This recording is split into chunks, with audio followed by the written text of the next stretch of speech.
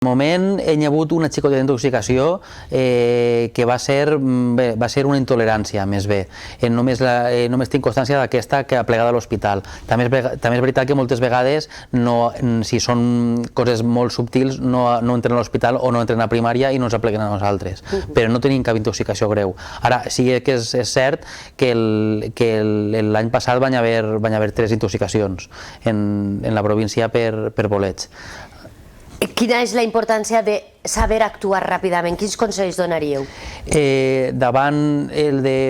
Evidentment, davant d'un consum de bolets on hi ha vòmits i diarrees, hi ha que anar sí o sí als serveis mèdics, a primària o hospitalària, a l'urgència de l'hospital. I ahir hi ha professionals molt bons i molt qualificats i que poden descartar una malaltia o una altra. Evidentment, el més freqüent són vòmits i diarrees. Però aquests vòmits i diarrees poden aparèixer en un temps curt o en un temps de més de 8 hores.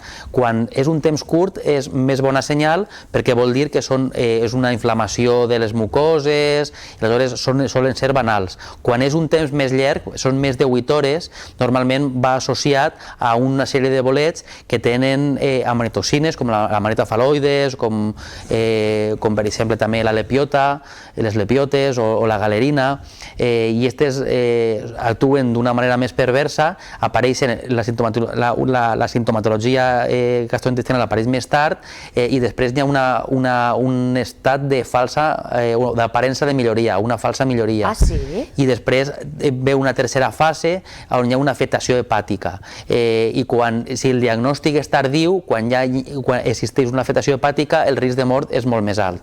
No recordo exactament l'any, però va haver una mort a Castelló. L'última mort va ser per un d'estos bolets. Al Grau de Castelló van consumir una lepiota brunoincarnata i la van confondre amb un xampinyó i van consumir 2 persones i una va morir.